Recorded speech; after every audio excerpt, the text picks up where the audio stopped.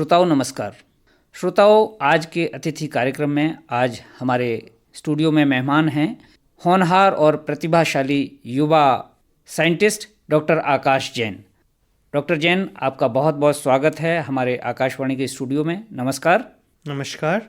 श्रोताओं, आपको बता दें कि डॉक्टर आकाश जैन अनुसंधानात्मक कार्यों के जरिए, अपने रिसर्च वर्क के जरिए, अपनी शैक्षिक प्रतिभा के बलबूते आज ऐसे मुकाम पर हैं जहां पर वो हमारे शहर का नाम अंतर्राष्ट्रीय स्तर पर रोशन कर रहे हैं। आपको बताते चलें कि मैरी क्यूरी फेलोशिप, जो एक बहुत ही प्रतिष्ठित फेलोशिप है साइंटिस्ट्स के लिए, वो इनको मिली है। हम शुरुआत डॉक्टर साहब वहीं से करेंगे। क्या मायने रखती है एक युवा वैज्ञानिक के जीवन में ये fellowship? Marie Curie fellowship European government की फेलोशिप है।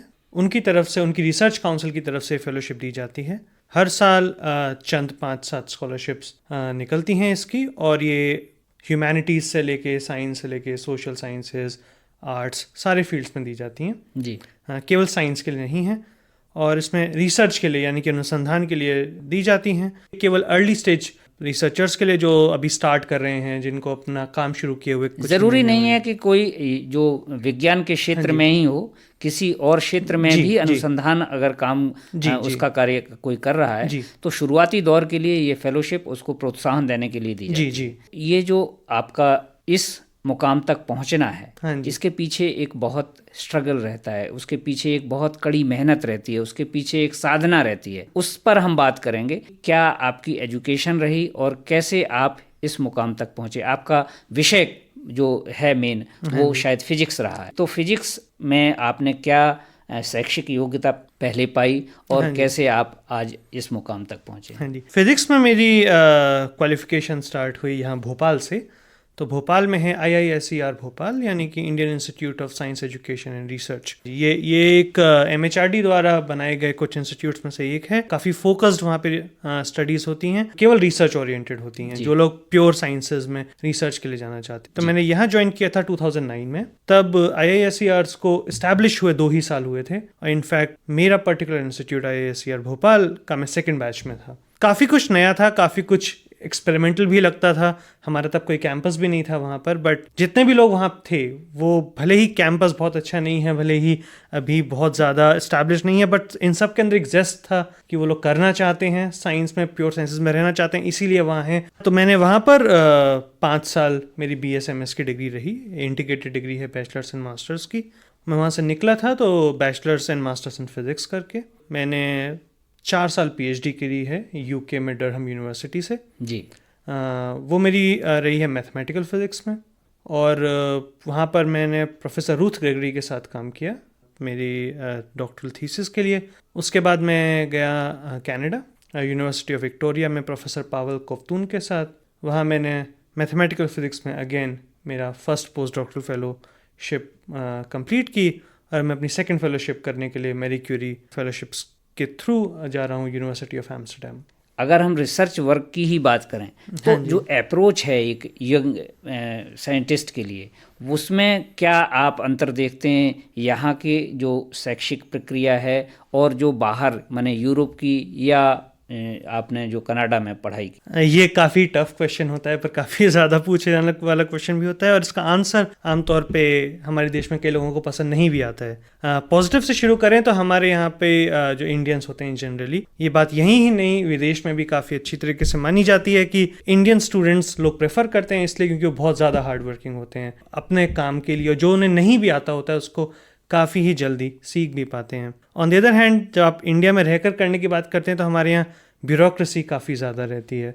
आप किसी भी एजुकेशनल डिपार्टमेंट में जाते हैं, वहाँ पर लोगों के बीच में जो पॉलिटिक्स चलती है डिपार्टमेंट के अंदर, या फिर पेपर वर्क चलता है, या फिर वही नॉन रिसर्च या नॉन टीचिंग से रिलेटेड जितनी चीज़ें आपको करनी पड़ती हैं, उसी की वजह से आपका जो फोकस रहता है रिसर्च के ऊपर से वो काफ़ी डाइवर्ट होता है, काफ़ी डाइवर्ट होता है। मुझे ही पता है, जब मैं यहाँ था या फिर मैं जो अपने कॉलीग्स को जानता हूँ, उनका काफ़ी ज़्यादा टाइम इसी में निकलता है। वो अपनी काफ़ी एनर्जी जो होती है वो काफ़ी इसमें जाती है, और वो मेरे ख्याल से एक पॉजिटिव रहता है बाहर, जो मेरे ख्याल से सिस्टमेटिक अप्रोच वहाँ पर आपको मिलती है, जो हमारे देश में है। यहाँ वो प्रक्रिया शायद अभी कुछ दिन बाद चेंज हो रही है, ऐसा तो नहीं है, पर वही वो एक चीज़ काफ़ी इंपॉर्टेंट है हमें सीखना। दूसरा एक मुझे लगता है एक वर्क और पर्सनल लाइफ बैलेंस जो होता है, यहाँ पर स्टूडेंट्स को एक्सपेक्ट किया जाता है कि वो लोग सुबह 8 से लेकर शाम को 9 बजे तक आप अपनी लैब में ही हैं।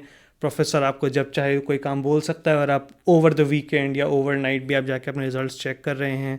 हमारे यहाँ आमतौर पे 5 डे वीक होता है अभी भी एजुकेशनल इंस्टीट्यूट में, पर आमतौर पे आप कभी भी आप आते जाते हैं। और वहाँ पर मुझे ऐसा लगता है कि फॉरेन कंट्रीज़ में लोग इस चीज़ को काफ़ी बैलेंस रखते हैं। मतलब अगर वो 9 to 5 वर्क करेंगे तो उसका 5 के बाद उसके बारे में नहीं सोचते, ओवर द वीकेंड नहीं सोचते। भले ही एक कहने को ये लगता होगा कि वहाँ के लोग शायद इतने ज़्यादा मेहनती नहीं है, बट एक ये काफ़ी इंपॉर्टेंट बात होती है कि अगर आप अपनी बाकी लाइफ में अगर आप बैलेंस नहीं हैं, आपका अगर बैलेंस्ड लाइफस्टाइल नहीं है, तो आप अपने काम पर उतना ज़्यादा फोकस नहीं कर पाएंगे, आपको अपना काम बर्डन लगने लगेगा। तो मेरे ख्याल से एक यही भी काफ़ी इंपॉर्टेंट पहलू मैंने बाहर जाकर देखा है कि लोग काफ़ी ज़्यादा बैलेंस रखते हैं अपने पर्सनल लाइफ को। अपना काम होता है, पर वो काम को ही अपनी लाइफ नहीं बना लेते हैं। ये मेरे ख्याल से काफ़ी इंपॉर्टेंट। हिंदुस्तान के लोगों की आपने बात की, बहुत मेहनती होते हैं, डेडिकेशन दिखाते हैं, लेकिन वो शायद उस चीज़ को अपने जीवन में संतुलन जो है वो संतुलन नहीं रख पाते। तो वो जो आज के यंग साइंटिस्ट हैं उनको शायद आपकी इस बात से सीख मिलेगी कि किस तरह से अपने जीवन में संतुलन की तरफ भी ध्यान दिया जाए। और जो बात आपने कही कि जो अप्रोच है अपने लाइफस्टाइल में, वर्क है अपना और जो हमारा और काम है, उनके बीच में एक बैलेंस क्रिएट किया। इसी संदर्भ में मेरी PhD supervisor professor Ruth Gregory से मैं एक बार बात कर रहा था, तब उन्होंने मुझसे बोला कि अगर आप काम कर रहे हो, अगर आप केवल काम करते हो अपनी लाइफ में, तो अभी तो सही है, पर धीरे धीरे आपकी प्रायोरिटीज़ चेंज होंगी, फैमिली आएगी, आपके पास और रिस्पॉन्सिबिलिटीज़ बढ़ेंगी। और जो लोग अपनी लाइफ में ये बैलेंस नहीं करना जानते हैं अपनी अर्ली लाइफ से, उनको लेटर लाइफ में आकर दिक्कत होती है, क्योंकि लेटर लाइफ में जब उनके पास और रिस्पॉन्सिबिलिटीज आती हैं, प्रायोरिटीज चेंज होती हैं, उन पर फैमिली की रिस्पॉन्सिबिलिटी आती है, तो फिर वो अपने काम को थोड़ा कम करना शुरू कर देते हैं। उनको पता नहीं होता कि वो दोनों चीज़ों को एक साथ। और जब आप शुरुआती दौर से ही अपने उसमें संतुलन कायम करके रखते हैं तो शायद आसानी होती है। हाँ जी, और साथ साथ में आपका स्टैंडर्ड ऑफ लिविंग भी बेटर रहता है, और इन जनरल एक ऑल राउंड लाइफ जी पाते हैं प्रॉपर्ली। आपने ऑल राउंड लाइफ की बात की, जीने की। शुरुआती अगर दौर में कोई बच्चा अगर 12th 10th के बाद निकल के जाता है, तो उसको शायद हमारे जो एजुकेशन का लेवल है यहाँ हिंदुस्तान में, तो शायद उतने क्षेत्र उसको समझ में नहीं आते कि किस तरह से हमें इन क्षेत्रों में जाना है जहाँ पर हम रिसर्च कर सकें किसी फील्ड में। तो उनके लिए क्या माध्यम हो सकते हैं इन चीज़ों में आने के, किस तरह से वो रिसर्च वर्क के लिए ज़्यादा अपने आप को प्रोत्साहित महसूस कर सकते हैं? हाँ जी, सबसे पहली बात तो इसमें एक इम्पॉर्टेंट बात ये रहती है, आजकल हमारे इंडियन एजुकेशन सिस्टम में स्पेशलाइजेशन को बहुत ज़्यादा तवज्जो दिया जा रहा है, इन द सेंस कि बच्चे 8th 9th क्लास से ही कोचिंग इंस्टीट्यूट्स की तरफ देखने लग जाते हैं, उनके स्कूल्स डमी हो जाते हैं, वो जाकर कोचिंग्स में ऑलरेडी जेईई या मेडिकल या नीट की तैयारी करने लग जाते हैं। मेरे ख्याल से ये एक सबसे बड़ा फॉल बैक रहता है। Indian education system in general, जो एजुकेशन सिस्टम जब हमारा डिज़ाइन किया गया, जिस विजन से डिज़ाइन किया गया, उसमें आपको 10th 11th 12th at least 12th तक आप एक बहुत ही ज़रूरी है ये बात कि आप सब कुछ पढ़ें। भले ही आप फिज़िक्स में जाना चाहते हैं, भले ही आप इंजीनियरिंग के पर्टिकुलर ब्रांच में जाना चाहते हैं, बहुत ही ज़्यादा ज़रूरी है कि आप 12th तक जो भी कुछ पढ़ रहे हैं वो सब कुछ उतनी ही शिद्दत के साथ आपको देखना पड़ेगा। ऑलराउंड जो आपने बात की थी ऑलराउंडर बनने की, तो आपको सारे फील्ड का ज्ञान उस वक्त दिया जाना वो ज़्यादा जरूरी। अगर आप बहुत ही जल्दी स्पेशलाइज कर जाएंगे तो हो सकता है आप स्कोर अच्छा कर जाएं, एक अच्छे इंस्टीट्यूट में भी पहुंच भी जाएं, पर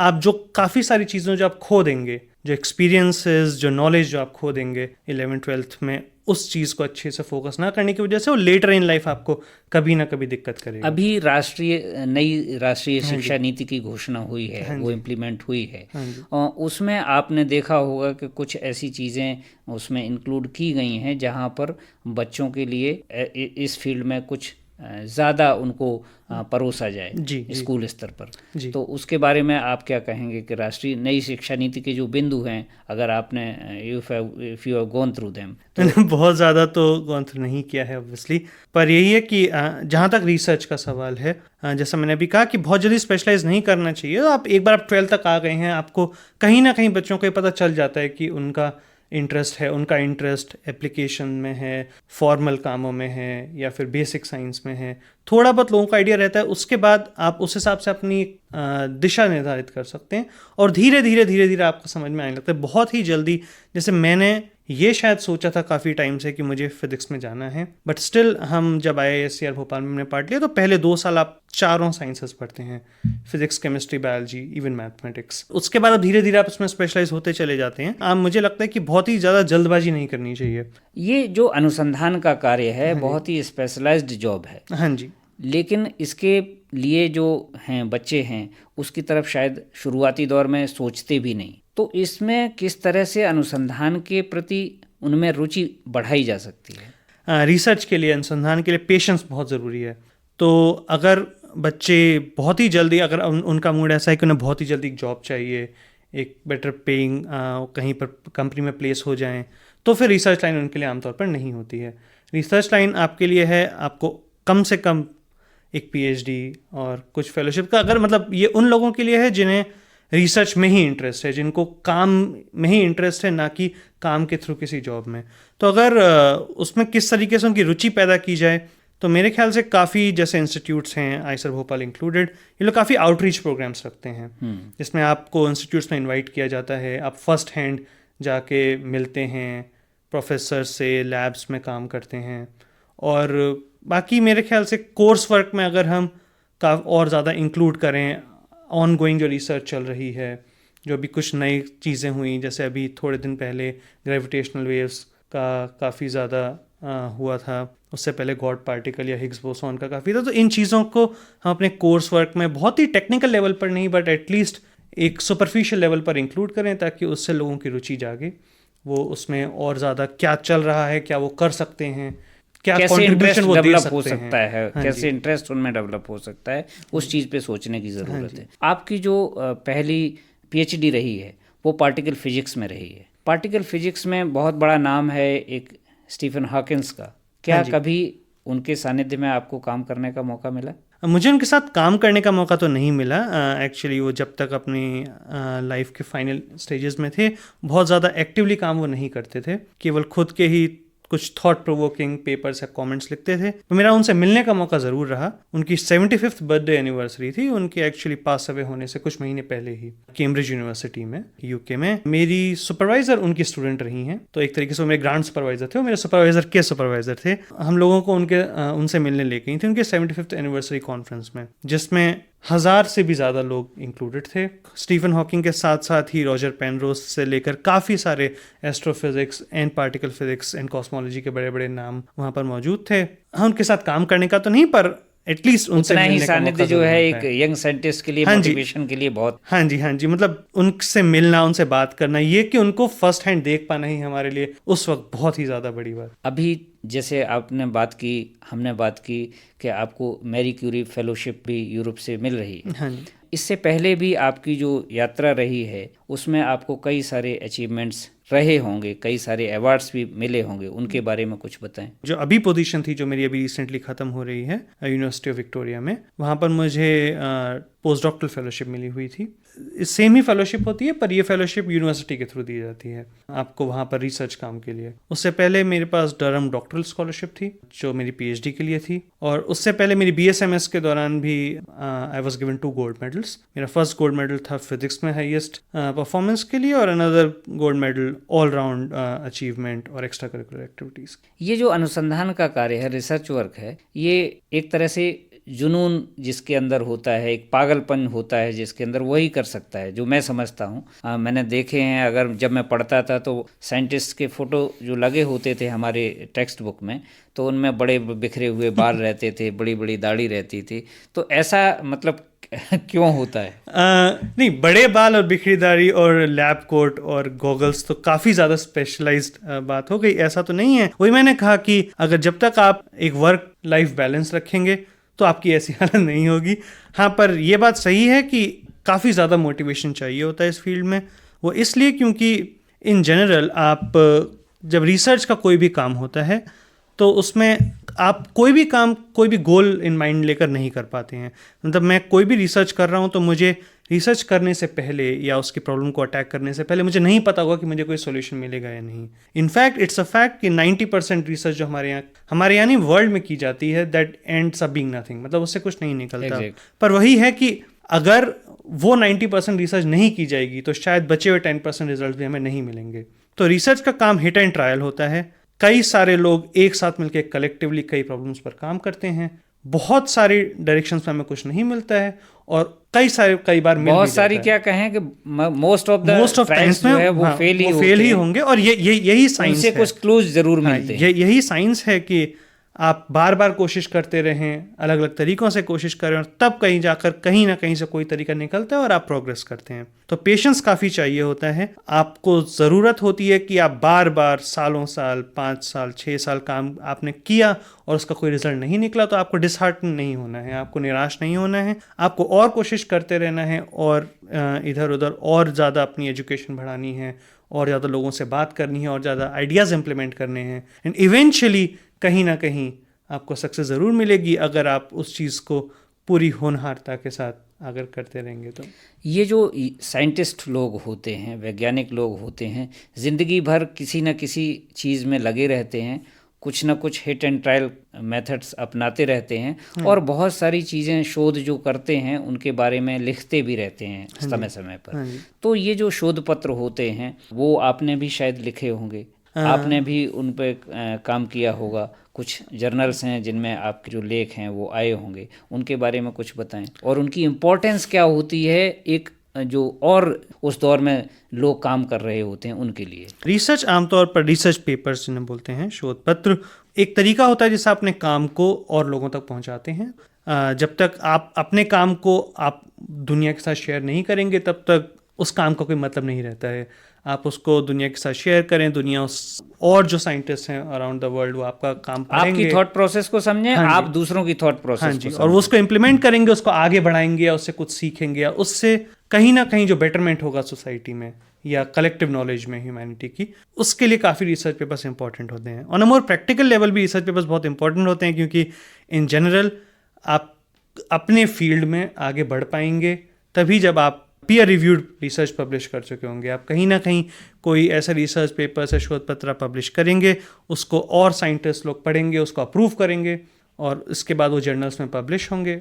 उनको वो बहुत ही ज़्यादा इंपॉर्टेंट फैक्टर रहता है आपके करियर को एडवांस करने के लिए, आपको नई पोजीशंस, नई फेलोशिप्स, परमानेंट जॉब्स या प्रमोशंस के लिए।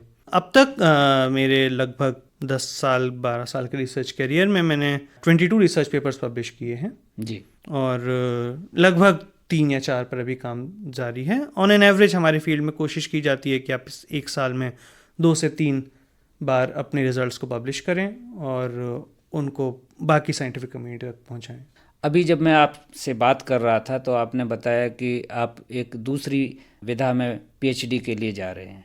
ये जो आपकी शैक्षिक उपलब्धियां रहीं, हाँ जी, ये जो यात्रा है, इसमें अगर हम देखें किसी के लिए भी जब कोई अचीव कर लेता है, लेकिन उसके पीछे अगर हम देखें तो उसके परिवार का एक रोल जो होता है वो बहुत महत्वपूर्ण होता है और वो शायद आपके जीवन में भी वही महत्व रखता होगा। हाँ, उसके बारे में कुछ बताएं। परिवार का सपोर्ट तो सबसे ज़्यादा ज़रूरी होता ही है क्योंकि जब आपका फर्स्ट टीचर, आपकी फर्स्ट गाइड आपके परिवार से ही, आपके माता पिता ही होते हैं।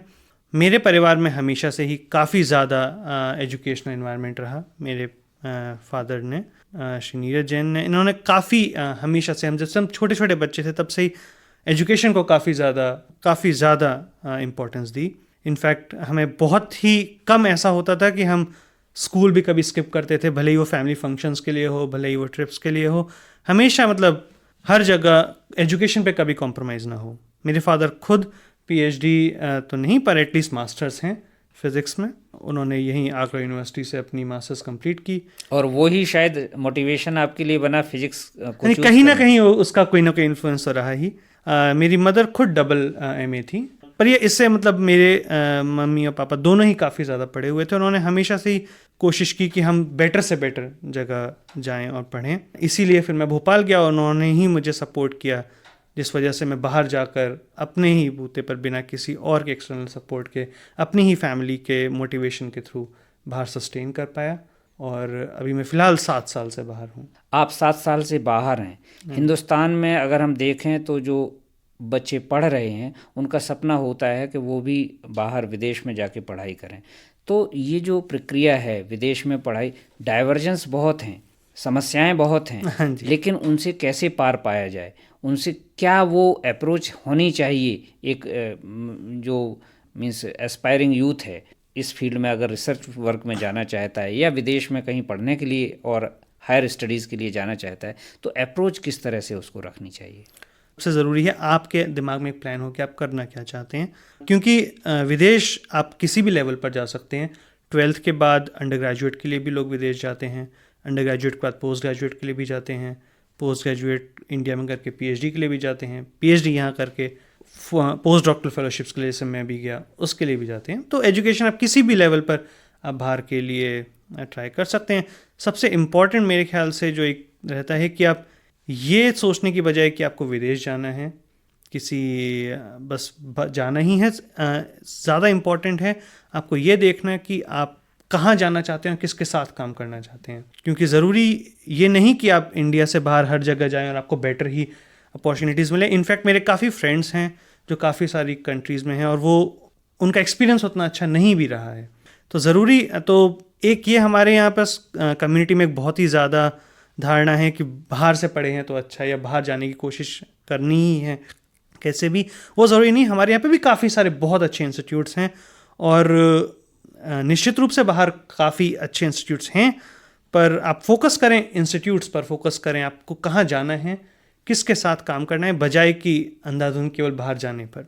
सिर्फ ये ना सोचें कि मुझे बाहर पढ़ना है। हाँ जी, पहले आपको उस वजह से करना पड़ेगा। हाँ जी, वो वजह नहीं होनी चाहिए सिर्फ बाहर जाना। हाँ जी। तो अब जैसे एटलीस्ट मास्टर्स लेवल पर या PhD लेवल पर इंडिया में बहुत ज़्यादा MHRD और गवर्नमेंट ऑफ इंडिया कोशिश कर रही है बेसिक साइंसेस को प्रमोट करने के लिए। IISER उसका एक पार्ट हैं, IISc बेंगलोर, TIFR हैदराबाद में है, मुंबई में, ICTS बेंगलोर। तो ये जो काफ़ी सारे इंस्टीट्यूट्स हैं ये प्योर साइंसेस के लिए हैं और बहुत ही अच्छे लेवल पर वर्ल्ड क्लास रिसर्च यहाँ पर होती है। बाहर का एक्सपीरियंस भी ज़रूरी है। आप बाहर जाते हैं तो आपका एक्सपोजर, आपका वहाँ पर काम करने का तरीका, रहन सहन, किस तरीके से बहुत सारी चीज़ें हैं जिनको हम जिससे आपको कुछ ना कुछ सीख आपको मिलती ही है।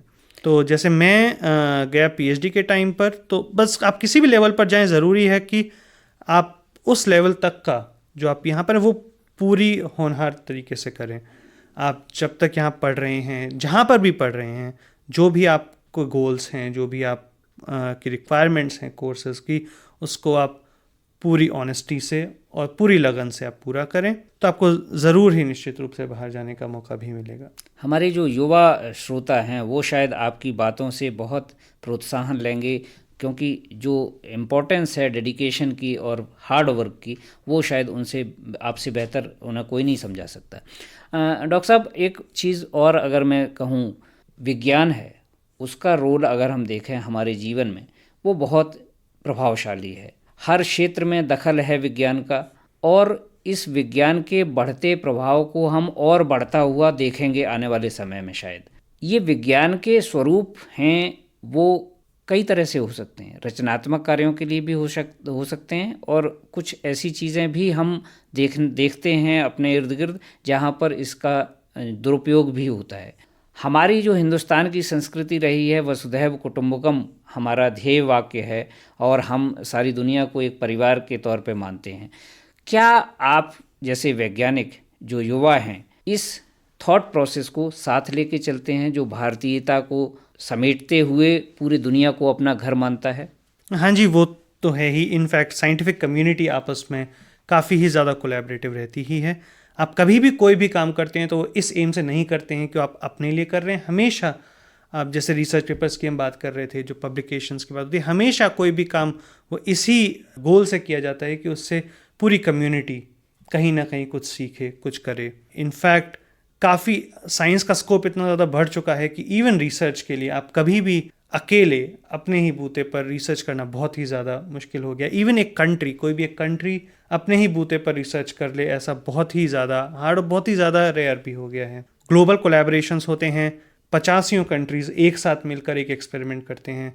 इवन सैटेलाइट्स आपको लॉन्च करनी होती हैं या बहुत बड़े बड़े एक्सपेरिमेंटल। एक्चुअली जो विज्ञान का या रिसर्च वर्क का जो ज़रूरत है वो सिर्फ और सिर्फ इसलिए है कि मानवता की सेवा किस तरह से बेहतर तरीके से की जाए। हाँ जी, हाँ जी। तो उस कार्य को संपादित करने के लिए दुनिया भर के लोग अपने अपने तरीक़ों से काम करते हैं, अपने अपने तरीक़ों से अनुसंधान करते हैं और उस पर लगातार काम करते रहते हैं। हाँ जी। तो वो जो प्रक्रिया है वो शायद जो है हम बात कर रहे थे अपने सामाजिक ताने बाने की और अपनी थॉट प्रोसेस की, वसुधैव कुटुंबकम की। तो वो कहीं आपको दिखाई देता है कि जब आप बाहर जाते हैं तो उसकी छाप बाहर के लोगों पे कहीं दिखती है?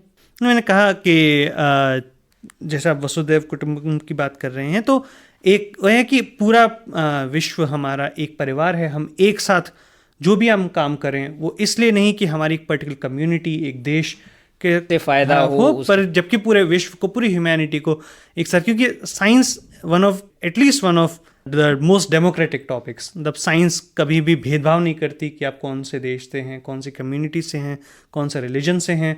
जो साइंटिफिक फैक्ट्स हैं, जो साइंटिफिक नॉलेज है, वो सबके लिए एक समान है। तो आप कोई एक रिसर्च करें, आप कुछ नया प्रकाशित करें या कुछ नया डिस्कवर करें, तो आपको कहीं ना कहीं वो पूरे कम्युनिटी के लिए कहीं ना कहीं जो है वो एक साथ सब उससे इन्फ्लुएंस होते हैं। हम मानवता की सेवा के लिए जो भी काम करते हैं वो मानवता की सेवा के लिए हो, और उसी में शायद आपका भी योगदान, जो आगे आने वाला समय है उसमें आप किस तरह से अपने आप को आगे देखना चाहते हैं, क्या योजना है, क्या किस तरह से आप भविष्य के लिए सोचा है? जहाँ तक मेरे पर्सनल भविष्य का सवाल है, साइंस एक काफ़ी ज़्यादा अनप्रेडिक्टेबल फील्ड हमेशा से रहा है।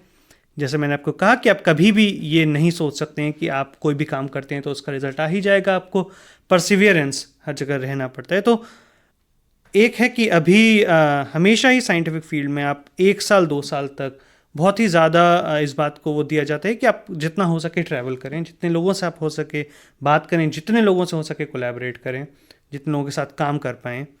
तो अभी जैसे मैं अभी मेरी 2nd पोस्ट डॉक्टरल पोजीशन पर हूँ।